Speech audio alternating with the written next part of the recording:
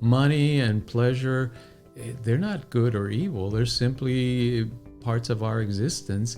But if we approach them with that sense of need, I need this to make me happy, to fulfill me, I'm enslaved to those things. Whereas when I approach them as higher purpose, I'm dedicating these things to my higher purpose and they're helping me fulfill my higher purpose, they serve us.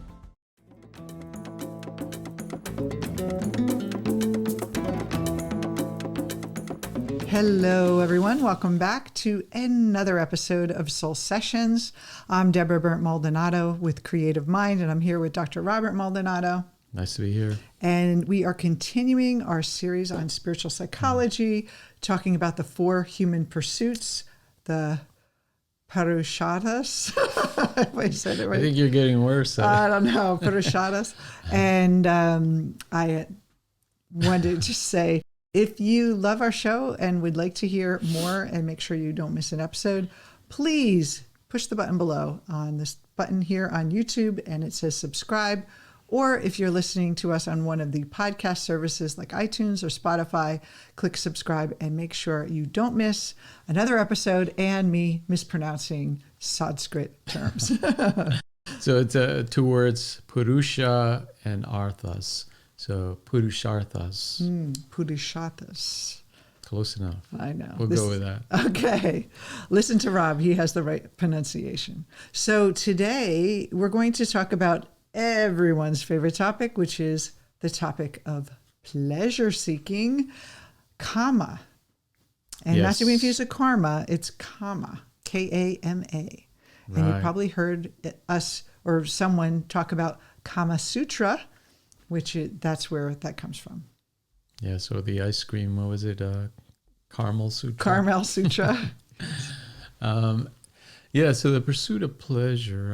And again, we're approaching this from a spiritual psychology perspective. The great author, Houston Smith, says, if you look at these enduring religions from around the world and you kind of look at them at their best, when we distill their knowledge, we find this wisdom that has persisted for thousands of years, and humans have used that wisdom to live their lives. So these pursuits that we're talking about, in a philosophical sense, they were meant to guide us, to give us a way to continue these pursuits, definitely to pursue them, but in a spiritual way, in a proper way, in a way that benefited not only us individually, but society as a whole. Well, if you think about it, why would God give us this body that seeks pleasure, that has all these tendencies not to enjoy it, not to have sexual pleasure, emotional pleasure, the connectivity we have with others, all those things. So when we think about pleasure, let's just clarify, pleasure is health, being able to feel good in our bodies, not feel stressed, breathe easy, be able to walk and run and do activities that we'd like to do. So that's part of pleasure. Absolutely. When we're not in health, we suffer. Yes. But it also means the enjoyment of beauty in each other, in nature, in music, the arts, aesthetics, which means how do we construct the beautiful world around us, and as well as movies and theater. All those are enjoyable activities to us humans. And of course, food. Who doesn't enjoy food? I like that one. No, I love food and dance, like to dance and move your body and listening to music. And we all enjoy these things of life. If you took all that away, it's really scary. I know during the pandemic when it first happened, a lot of people couldn't socialize. We couldn't do these things that we needed to do. So we've had to find a way to have pleasure in our lives. If the normal things that would give us pleasure, the activities that provided us to be around other human beings, were taken away and restricted. So how do we cultivate pleasure in our lives? And also, I think, even though spirituality, reading spiritual texts for me gives me pleasure. Like you feel this sense of calm or peace when you're reading spiritual texts. So Yeah. And it's beautiful that this philosophy includes this pursuit as a natural and important part of our human experience. That it should be thought of, it should be cultivated, it should be understood as an art, not just, oh, by the way, we're, as an afterthought, we're going to enjoy our lives. No, we should put some thought into it, and it should be part of the bigger system. So we talked about Dharma, which is finding your higher purpose and pursuing that as a spiritual practice, but also thinking about material success to supplement, to kind of support that higher purpose. Because if you don't have the money and the success to carry out your higher purpose, it's not going to go anywhere, essentially. So now we add kama, which is pleasure, to the mix.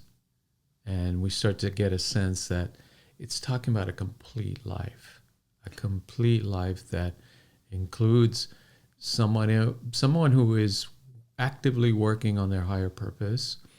They have the material success in order to make their dreams come true, and they're also enjoying it. There's an enjoyment, a joy that comes from living this way. when I first started, when I worked in the marketing field back in the day, .com startups, we hired a PR firm, and they had a T-shirt that said, "If we're not having fun, something's wrong." And that was their motto for their company, that even though you're working in a job and even though you're pursuing spiritual enlightenment, even though you're pursuing your purpose, we should also enjoy it. It shouldn't be so serious. And I think sometimes spiritual pursuits, I know for myself, it seems so serious. We have to be serious. We're spiritual people. We cannot be fun. And so to add that fun and enjoyment into the things that we do to bring us to our higher knowledge and higher principles, I think is very, very important. And the whole idea of sex being a sin, or it's bad to have sex. Sex is a sacred experience. That's right. Well, it can be if you're, living the Dharma and all the other elements are in place. Yeah. So before we get to the part of how do we do this, there is that kind of spiritual sense that some of these things are sinful. Just like with the money, that money is the root of all evil. There's this idea that sensuality, enjoying your mind, body in the world, is somehow anti-spiritual. So it comes again from monastic traditions. The monastic traditions said, leave the world behind. Go to the nunnery, things of the world, right? Become a monk, become a nun, focus on your spiritual path and forget about the world. Nothing wrong with that if that is your Dharma, if that is your path. But most of us are householders, meaning we're in the world. We're going to continue to live in the world. Can we not be spiritual? Can we not practice these higher processes of individuation, becoming our true self, of experiencing our true awareness and our consciousness, and still participate in the world in a meaningful and joyful way? So that's what this philosophy is talking about, that you do not have to renounce the world completely and reject your body and its experiences in the world. Now, it does require discipline, of course, and that's where this higher knowledge comes in, that if you understand your ability and your purpose in enjoying the world, which is tied to Dharma, your spiritual sacred work, as well as to abundance, Artha, then you start to see that it's connection to everything. Because if you're happy doing your work and you enjoy doing your work, you're more likely to succeed and you're more likely to do it. And then you can dedicate that success to your higher purpose. And also other people will be inspired by you instead of seeing you miserable and working in someplace you don't love and struggling, it's not very inspiring. And then it makes people feel, and we've all had parents or grandparents that worked really hard, and that just like almost like we weren't supposed to enjoy life. We have to work hard, and maybe on the weekends you can enjoy yourself a little bit. And but the other side of that is people that just pursue pleasure, which leads to addiction. People that overeat, people that overdrink, people that oversex. I need to just be in pleasure all the time and avoid discomfort. And that also, it's having that pleasure in the right context to be sacred. That's right. So we come again to the gunas, and gunas are simply the qualities of nature, the qualities inherent in nature. You mentioned addiction. Tamas is the mindset or the attitude, the quality of addiction in approaching pleasure or pleasurable situations. So the tamas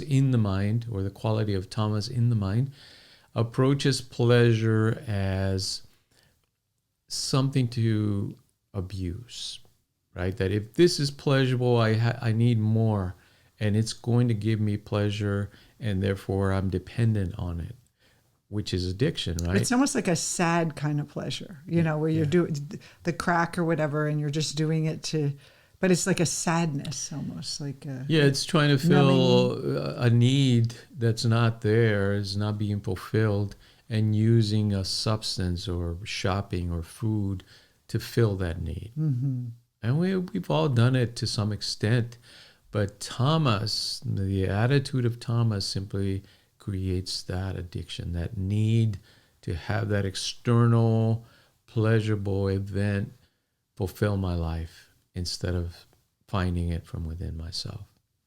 So tamas leads to addiction. Rajas leads also to addiction, but in a different way, right? It's more of an abuse, kind of an overindulgence, actively indulging in something. Too much shopping, too much food, too much wine, too much of everything, because you feel like more is better. It's kind of like the episodes of White Lotus, where they're just like everything's so pleasurable in the senses, and that it's insatiable. There's not enough. Yeah. And then the best one, of course, is sattva. The sattvic mind is pure. It has a crystal clear understanding that this pleasure is temporal. It is temporary and not lasting. It's like in the moment, you're enjoying it in the moment without grasping onto it. That's right. Or like holding on like it's going to go away. It's going to go away. So you're just like a sunset. It's going to go away. We don't grasp at the sunset. We just sit there in awe with its beauty, and we watch it unfold. We watch it drop below the horizon, and we don't fight it. It's like it's an acceptance almost of that temporariness. And so that's how the sattvic mind would experience pleasure. Yeah. It's an acceptance of its impermanent nature. And therefore, it's a healthy way of experiencing the pleasure of life in all its forms that we talked about. And it can be cultivated, and it actually needs to be cultivated. This attitude is not natural in us. It's there already, but it's there in seed form. So the sattvic mind has to be cultivated. Why do you see these traditions of the Kama Sutra, the Yoga Sutras, of cultivating the mind in this particular way? Because it needs to be cultivated. It needs to be disciplined. It needs to be learned and then practiced. So it's a practice of enjoying our life in the larger context of Dharma, Artha, and Kama. So a lot of times we feel like we have to escape life to be spiritual, that we have to leave behind all the pleasures of the world, the money and the sense pleasures, and we have to, basically not suffer, but just not get attached. And that's the monastic life, as you talked about earlier. And so it's harder actually for us as householders, as average people in the world, because we are interacting with these things that can be lead us to attachment, can lead us to getting lost. Where in the monastic culture, it's just taken away. You just don't have to fight with it. Here we have to how to learn to live with it. And how do we live with it as well as enjoy it while creating a spiritual exploration, growth in ourselves. Yeah, that's right. And then at the mystical level, there's this idea, right, that because we ultimately the essence of your consciousness, your pure awareness, is the self. Then what that means is that the self wants to enjoy the world. Why are we here? We're here to enjoy the world, but we have to be conscious of the deeper meaning of it. If we simply isolate it and we think, well, the meaning of life is simply to have as much pleasure as you can, right? As much as you can get away with before you die. That's a very poor and limited perspective on your life. And of course, people fall into that misperception continuously because the senses present this beautiful world to us, and it appears like that's all there is. If we don't dig deeper, if we don't do that self-inquiry that Jung talks about, that looking inward, then we fall into this type of dream where we think that the more I enjoy life, the better I'm at, or the better I'm doing. The better my Instagram looks and all of the shiny things that happen in my life that define me. Yes, and that's a trap. It's simply a sensual trap.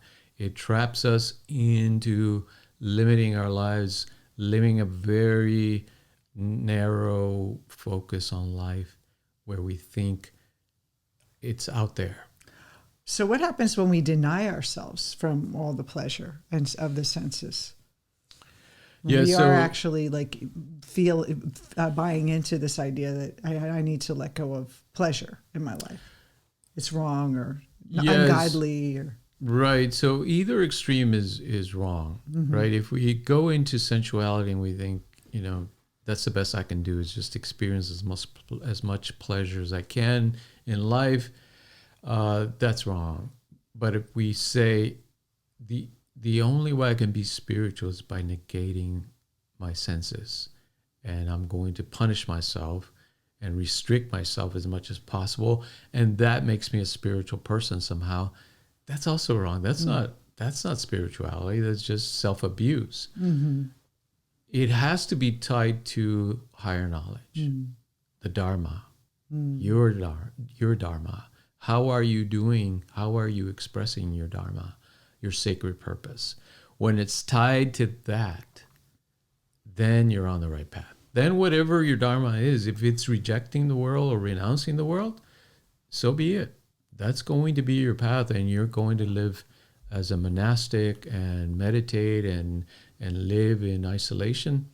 If that is your calling and your true calling, it's going to make you happy and it's going to lead you to liberation. On the other hand, if your purpose is to be in the world and do your work in the world, and that's your Dharma, then you can enjoy the world. You can enjoy good food, good wine, good company, and still uphold your end of the bargain, which is to do your Dharma. And so how does Dharma, Artha, and Kama fit together? Yeah, so now we start to see the full picture, right? That we're living a life of purpose that not only gives us enough to live on, it actually gives us success, meaning it gives us more than what we need so that we can help others. Our cup overflows, right? It's not just enough. It's not just survival. It is abundance. It's like more than enough so you could share. There's more for others, more for myself, more for others. That's right. Because it's a mystical principle that's explained as the more you become aware, become conscious that you are the self, that you are that pure awareness, you're acting as that pure awareness, as the higher self in the world. And the self takes care of itself. It doesn't lack anything. I always feel that when I had struggles in all the years we've been in business, and there's been ups and downs to the roller coaster being an entrepreneur, and some of the downtimes where I was doubting, like, are we going to make it, and can we make this? And I just always remembered the self takes care of itself, and trusting in that on some deep level, that there's a power greater than me that's helping me, supporting us. That I can't take credit for the success I already created, and trusting in that, and never fails. All your fear goes away, and you're in this like pure state, like you talk about the sattvic state. You're in that pure awareness, that place of understanding that of what we're really dealing with, and not caught up in the world and just what the senses are telling you. You can rise to higher perspective, and when you're in that higher perspective, that's when you can live your Dharma. That's when you can pursue wealth and keep that equanimity between lack and abundance, when it flows or when it's stopping, and that the ebb and flow of any business or any type of, we all go through it, no matter what social status you're at materially. There's always ups and downs in that. And to be grasping on money, like in some fixed way, will make you unhappy, but to be able to just flow with it, and not see it as your self kind of identity based on what number or something. On a need, yeah. Yeah. Yeah, and that's the main principle, is that these things serve us. Mm-hmm. They serve our higher purpose, not the other way around. Mm-hmm. Whereas when we're attached to these things, that we see them as fulfilling some happiness in us, or filling some unmet need in us, we're enslaved by them. We're enslaved. There's nothing wrong with the things themselves. Money and pleasure, they're not good or evil. They're simply parts of our existence. But if we approach them with that sense of need, I need this to make me happy, to fulfill me, I'm enslaved to those things. Whereas when I approach them as higher purpose, I'm dedicating these things to my higher purpose, and they're helping me fulfill my higher purpose. They serve us. They serve me. So how can pleasure serve a higher purpose? So many ways. Yeah. Because if you can be happy, happiness is contagious. It helps others be happy. What a beautiful service, just to be happy. I met this woman once when I was first started out with Let Love In, getting my book published, and her book was about fun. And she was just this fun person. Like, that was her purpose, to be fun and be silly. And she said she would wear like those weird antennas in the airport and walk around, and people would be like weird, but then laughing at her. And she's just like, I'm doing my duty. It's just like that non-attachment. And it's that flow and that spreading love and spreading joy. What a wonderful way to pursue your life. If you are miserable and you're a Debbie Downer, as Rob sometimes calls me, that kind of dark, miserable, complaining person without joy, how does that serve the world? How does that serve the world for you to be unhappy? So find something that brings you pleasure, and not feel guilty about it. To say that this pleasurable moment is serving my soul.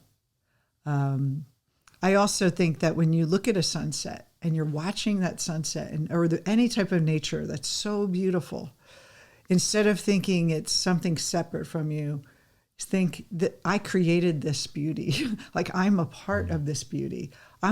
This pleasure that I'm experiencing is me experiencing me.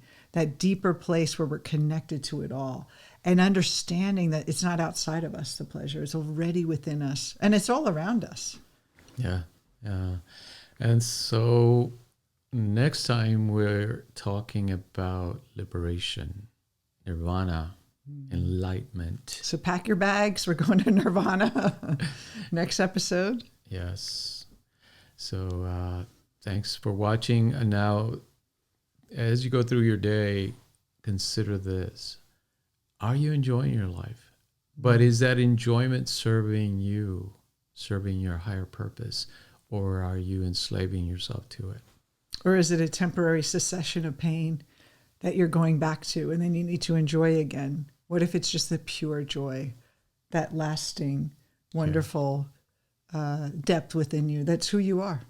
Yes, and it is part of our duty to enjoy the world. It is. We're here to enjoy it, to see its beauty, taste its beautiful nectar, and have a great time. And so do something today that's pleasurable and just love it and own it and dedicate it to your higher purpose. All right. Well, we'll see you next time for the liberation episode. Hang on. It's going to be really good. Stay well. All right. Take care.